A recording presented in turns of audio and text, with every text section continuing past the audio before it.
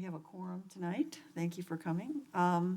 Public appearances for non-agenda items. We have no one out here tonight, so we'll skip that. Now we'll go right on to a report from the department. Mike? So I'm trying to find, I got a little typed up sheet here for you guys, but, so March 12th, I think I maybe told you at the last meeting, we're gonna have the pre-construction for Fish Hatchery. Just wanted to make you guys aware of that. We will get a schedule then, so soon after that meeting, the very next Public Works meeting, I'll give a very detailed update on the Fish Hatchery Road project.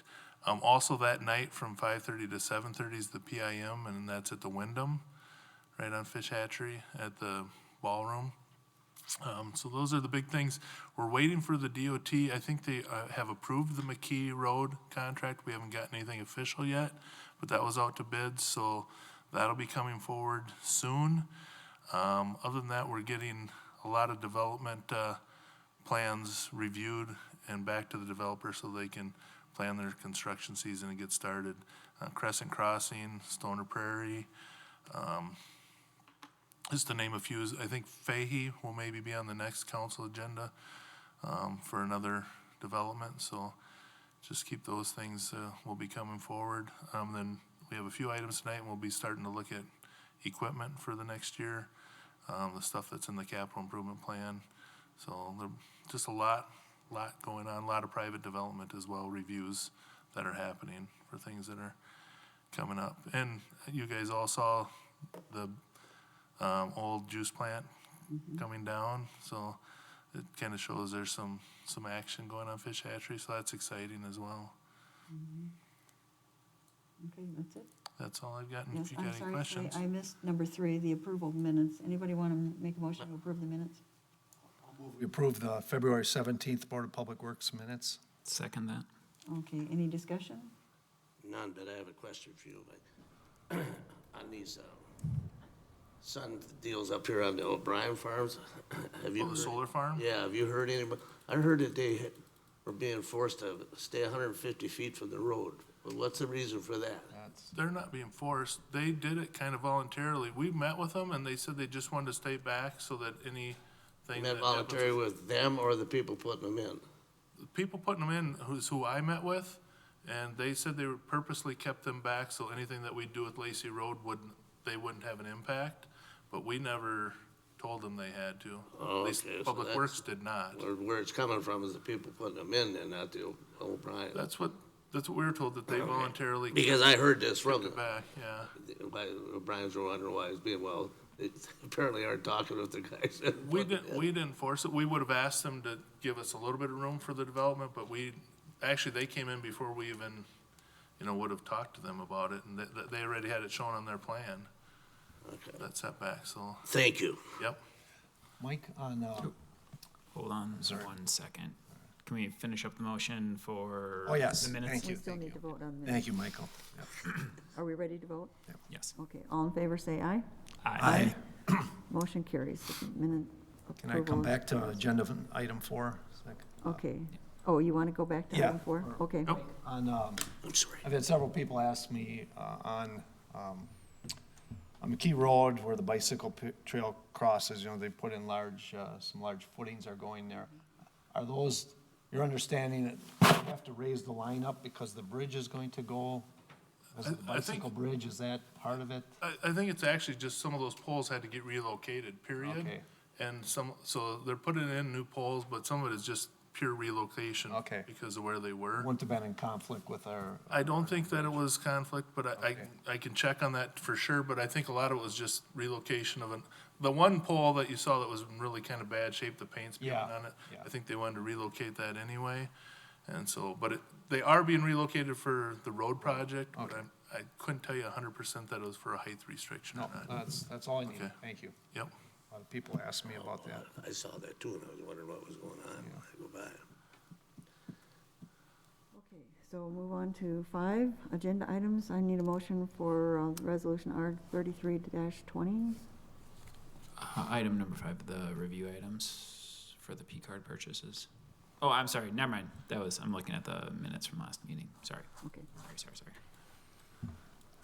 Right, so I need a motion, I so move we approve resolution R-33-20. second? I'll second that motion. Okay, now, Mike, do you have some discussion about this? Yes, so it's part of, in the capital improvements plan, this is a replacement of a truck that we use to plow and salt in the Parks Department, so we do a lot of the parking lot work and some, small trailhead type stuff with it, and then also to be used, for hauling materials in the summer, for the parks. So this is part of the capital plan that's been approved, and this is just the chassis, and then, once we get that, we'll get bids for the equipment, the plow and the truck body and those things. And this was off of the state bid. Mike, is this the one, I don't know if I missed, one of these we're keeping as a spare. That's the bigger plow truck. Okay, I'll wait till we get to that one. Yep. Okay. I just had one question. So the extra stuff that you have to put on the plow and that kind of stuff, is that going to get it up, the total up to the 80,000? It'll get close to that, and we think we'll still be within that, but, and that will come back to you guys for approval as well, so you'll get another kick at the cat. Okay, But yeah, that's the intent right now. We think that it'll still be under that 80,000. okay. Any other questions? Ready to vote? All in favor say aye. Aye. Motion carries. Now, our 37-20, do I have a motion? Move approval. Second. Okay, Mike, you have something on this one? This is the larger, one of the Freightliner and the plow fleet that you see out there. And we're actually this is gonna be a tandem, so it'll have a little more hauling capacity than our smaller plow trucks. And so, yes, this one we are looking at we're gonna keep a truck and not sell one to have a spare. There was several times this winter where we had a truck go down, and we had a reasonable amount of snow again this winter, and that really sets us back, especially during some of those long events. And if we would've had a spare truck, we could have been on top of things. Plus, we are adding subdivisions every year, so then again, when we plow down, we really fall behind. And that's hard kind of on the neighbors too. They clear their driveway, and because we didn't get somewhere as quick as we should have, then we go by after they've cleared it once. And so, we want to try to be respectful of that too, and try to get to everybody as quick as we can. And that's kind of the intent here. We did do well on the last sale, so we think, budget-wise, we're gonna be okay, because we got more than we anticipated at the surplus sale. So with that, we probably got enough that what we anticipated for selling two. We really actually almost got double. Okay, that was my question, how it was gonna affect Yeah. how it was gonna affect the capital budget. I believe we anticipated getting 20,000 at the sale, and we got like 40, Okay, so. all right, Nice, double. So just on a slightly similar topic, how are we doing for snowplow expenses? It's really hard to gauge because, we have the fall too. I think we're okay right now. If we would've kept having events like we were having them, I was getting really concerned, but this 10-day forecast looks like maybe we're gonna have a no event thing, so I think we're gonna be good. Now, having said that, we could have a bad October, November Yeah. next year, and March is traditionally a big snow month too. you have big events. Hopefully not this year. You usually have big events, but it looks like we're gonna get to the second week and well into the second week before we have anything forecasted, and hopefully, if we get the snow off the ground, that keeps the temperatures up a little, so maybe we won't have, and then you get good melting on the initial, snowfall. So right now, salt-wise, we're in really good shape salt-wise, but we had a lot of weekend snow events, so we did overtime-wise, we hit into that pretty good. So we need to be mindful, but I'm really thankful that we've got a 2-week period here where it looks like we're gonna not have any events. Mike, unrelated to this, we probably had a lower number of water main breaks this year. I hope those continue to trend down, but I know the weather determines a lot, how cold it gets and the snow. Well, we had one today again. Oh, really? Oh, really? Yeah, so Oh, no.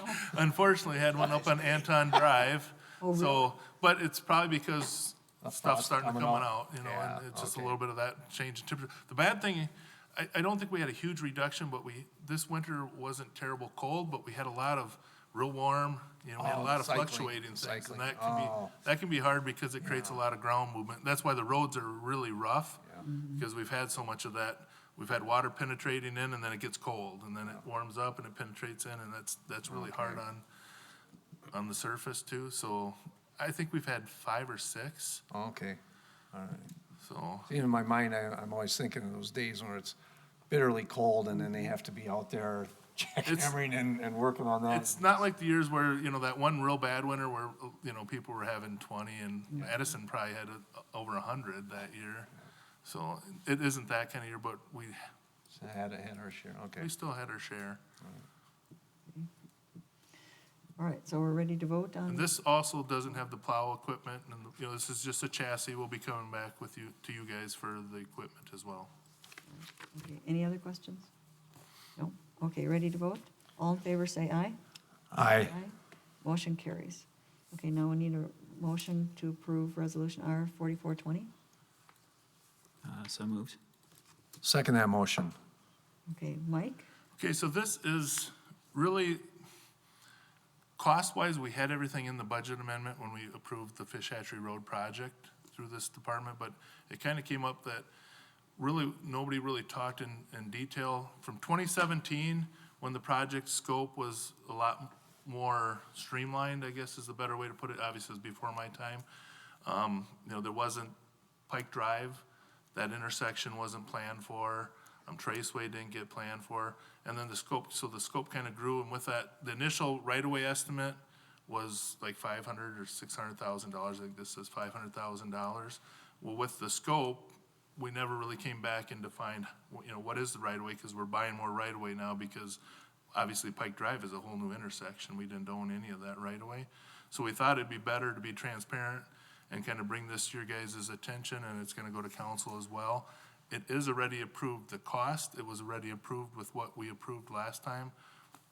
And there was a line item that had that right-of-way number at 2.4 million is what it's at. But we just wanted to be very transparent that, that's what we're spending on right-of-way for Fish Hatchery Road, and just kind of to bring it to your attention. And so there's a resolution, for you guys to approve that, just so you're aware.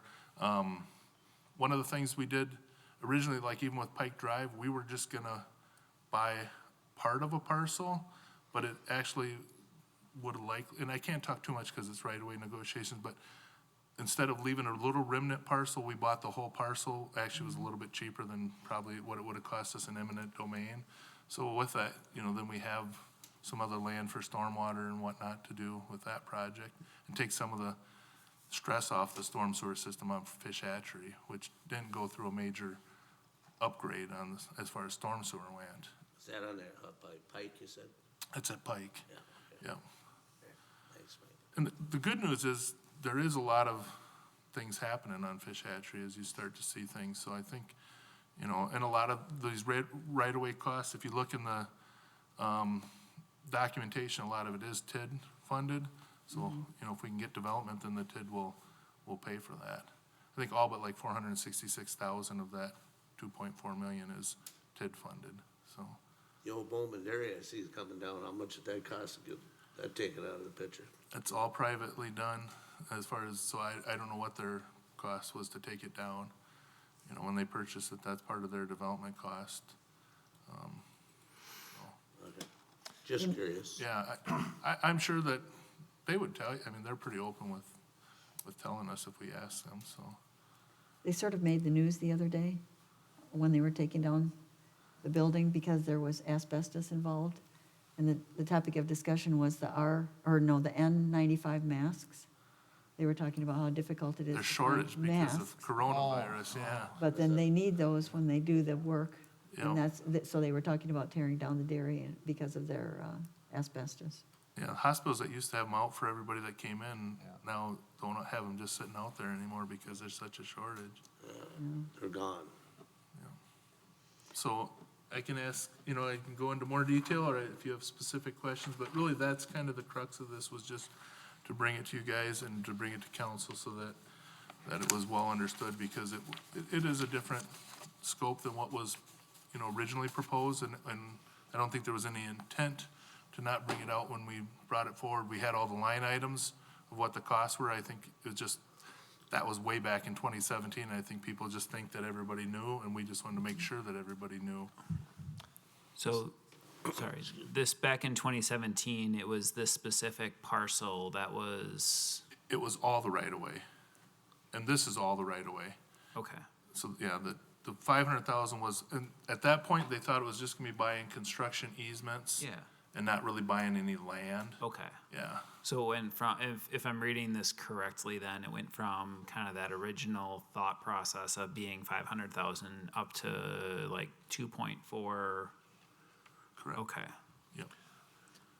So this parcel by Pike, this is, I would say critical path for the project? It is, Project can't be done without it? it's one of the first things they need to do because they are gonna use that for, they're in negotiations with the landowner beyond where we own, and they wanna use that as a fill site and get it to developable state.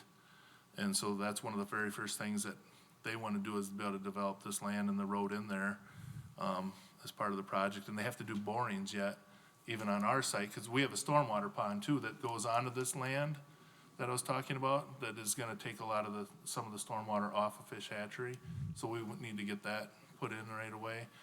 Then there's a lot of other things that went into it, like, so, with the new retaining wall, the large retaining wall by the chiropractor and that I don't think was involved in the 2017 discussion, where that's getting replaced, so that had a lot of right-of-way expense, as well. So they're just, and then the mini roundabout on Greenway behind Park Bank, that was not part of the discussion, so that was a big enhancement to the project. So there just was a lot more land, there's more easements too, but there was a lot more actual land acquisition. Could any of this acquisition be part of the cost of the stormwater utility? Right now, it's being funded by the TIF. Okay. So because it's TIF, you can't double dip kind of Okay, thing. all right. So You answered my the biggest part of it is that, and the part that is funded by TIF is where that stormwater, so that would be what you could have probably done that with, but since TIF is funding that, That property behind where you bought, does that belong to Bowman's, or who's got that? Andy Bowman owns that right now, and that's who we're, yeah, All right. yep, My daughter went to school with him. okay. Okay, any more We questions got the before we deal vote? with his great father. Any other questions? No? Ready to vote? All in favor, say aye. Aye. Motion carries, thank you. Now, resolution R 4520, can I have a motion? Motion to approve. I'll second it. Okay, Mike, you have something on this one also? Yeah, so this, in negotiating for really some right-of-way or easements with the DNR, they, one of their concerns is, that's, I think, the oldest fish hatchery in the nation, if not, for sure in the state. Their concern is, I think it's fed, if I remember from grade school, it's an artesian well-fed hatchery. So instead of charging us monetary for the real estate, they asked if we could put in some groundwater monitoring wells so that we know that we're not having a negative impact with our construction on their groundwater, because that's vital to their system. So that's what this agreement is. They're gonna let us come on their land. We will pay for the wells. We have it as part of the contract already, and then we're not paying them for the land. It's kind of an in lieu situation, but it's formalizing this agreement and that as the agreement with the DNR. Mike, how deep are you anticipating these wells? A couple 100 feet? No. Okay. I think I would have to look at the report, but I'm guessing we're probably 30 or 40 Okay. feet, or it's not. So do you have an online monitoring, or will we go every month and sample it? I think and I'm not even sure who's doing the monitoring. If it's the DNR, we'll be able to monitor what the groundwater levels are, or if we are. And I think it'll be manual. I don't think it's gonna be Okay, an online type of collection. It's, I would someone's gonna assume go out the there. DNR wanna check. Someone's gonna go out there and Okay. stick down there, take a measurement to the groundwater. So it's wherever we hit the groundwater is where we'll stop, or Okay. we'll probably have to go a little deeper, but, because if it drops, and then they'll just physically measure them. And this needs to be done now, because I'm just thinking that's the second half of the project. Well, It won't be till the the next biggest year. reason is because they don't want us to disturb the ground. So they want to do it while the ground is still frozen. So we probably get in there early in the morning when it's cold and while the ground's still firm, so we don't create such a mess in the ground itself. It's a sensitive area for them. So that's the idea, is that one of the parts of the agreement is it has to be when the ground is frozen. And that's even though we're not working on that until the next year after. Correct, because we think that, again, we would want to, we might want to do some work on the other side of the road as far as, where the pedestrian bridge is going. We have to preload some of that to compact the soils. And so we're going to do some minor things up there. And then there could be utility work that happens there this year. That wouldn't be ours, but utility relocation work and stuff like that. So I think it's just prudent to get them in and not have to take a chance of impacting the schedule next year. And if we are ahead of schedule, we might be able to do some other work, out of the way. Approximately how many of those test wells you gonna drill? 4. Or, okay. What are we monitoring for? Just the level of groundwater. Oh, okay. Yeah, we're not monitoring for afraid we're contamination. It's just the level of groundwater to see that we don't do something that changes that dramatically. And if we do, You had to ask? Well, I think part of it is that they'll see what's happening as we're doing something, and then Sure. we'll be able to react to it before we continue doing that, I don't know what we would do that would, but Sure. I think it's a very cautious measure. sure. And I was like, monitoring is fantastic, catching stuff in the moment, fantastic. It's just like, okay, so what if there is something that does come up? Is this stop the project? Is this? Probably just see if there's a remedy to rectify what might be causing it. I can't personally think of what we'd be doing that would, so I don't have an answer to what that might be. Okay. Well, if you have a real dry summer, that could affect it too. It could, Oh, yeah. so it could be but that probably doesn't have a dramatic, quick effect, it's just trying to monitor that. It could be, if we're drilling a base for, the bridge or something and we hit something, groundwater and maybe we just need to seal that back up. Okay. Okay. Are there sort of deliverables for like how often we would be doing monitoring?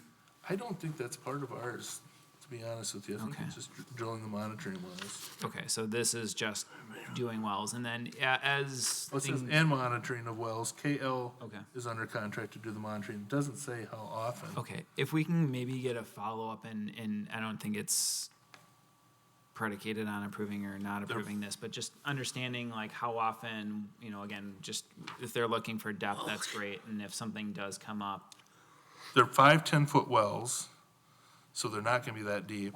Yeah, right here. They're only at 4 locations. I don't think it actually says, I was trying to see, when I read it before, I just don't remember seeing where they said, how often someone would go out there. You're gonna hit water at 10 feet? There, yeah, like even at sub-zero area, we're hitting it at less than that, 5 feet. Yeah, but that's, sub-zero. Yeah, Well, sub-zero is up there at a low or a high. Yeah, most, Yeah, it's- yeah. Okay. yeah, if there's something where it's like, we're doing something, and then all of a sudden we need somebody to go out there. Is somebody on call? Is somebody gonna go out there once a month? Whether or not we actually, did something, and by then it's too late, those are the sorts of questions I have. okay. I'm just seeing one quick time, and if I missed it when I read through it, I didn't catch it either, and I just read through it this morning. yeah. But I can find that out. Okay. And report back what the frequency is. At that depth, I'm guessing that whoever's out there doing construction inspection is gonna be out there 2 or 3 times a week just checking them. Okay. Cause it's not like a 200-foot well where you gotta drop something down, it's gonna take you 20 minutes or half an hour. This is gonna be a pretty quick, drop a rod down there, see where the water level is. Sure. Pull it back up. And we'll fill with bentonite when we're done, or? They will have to be correctly abandoned, correct? Well, I have a question for you, Mike. It has nothing to do with that, but we're still gonna have the availability of the golf course there. That's not gonna be interfered with, is it? The golf course is still gonna be operational, correct? I like that little golf course. I do too. there will be impacts on the edge of it, you Yeah, know, but but yeah. I mean, it's still gonna be there. Oh, absolutely. We're not changing We that. had that battle a while ago, didn't we? Yes, I'm sure all the businesses along Fish Hatchery will all be operating Yes, as usual, business as usual. we've got Driveways provisions in might be a there. little bit skewed or something. Yeah, and we have some special provisions in there. If there's some special things that we can do to try to help with access to businesses, we'll do that. And, you know, we're gonna try to be very, very proactive. We want businesses to come through this and weather this storm and be better off in the end. And, I think the new road will really benefit them once, we just gotta get to that point. And we have Cindy Yagi, who's going to be working on that with the businesses. Correct. Okay, any other questions before we vote? Ready? Okay, all those in favor of resolution R-45-20, say aye. Aye. Aye. Motion carries. Now, we just have a couple of announcements. Our next Board of Public Works meeting will be on Monday, March 16th. And the Fish Hatchery Road Reconstruction Public Information Meeting will be on Thursday, March 12th at 7:30, or at 5:30 to 7:30 at the Wyndham Hotel and Conference Center, just off of Fish Hatchery. So we'll just need, did anybody have anything else for Mike before we adjourn? Is that gonna be big enough to hold everybody that might be interested in coming to that, Mike? I think that's why they had it there. It's probably the biggest, and we wanted to have it, we really wanted to have it on kind of the site because I think it's important for people. So if something's discussed, they can see it on their way home or they can look at it on their way in if they have questions. So we thought it was really important to stay close to where the action's happening. So I think it will be. Okay. We've had several of these meetings before for deciding on Final things like design. tree planting and, you know, how many roads or how many lanes on the roads, things like that. That's where Bill said they It's held kind of a them. continuation of that. Yeah, he said they held them at there before and they, at the people. Yeah, Okay. they're usually quite popular. So I'll just need a motion to adjourn. Motion to adjourn? Second motion. All those in favor say aye. Aye. Motion carries, and we are adjourned at 5:57.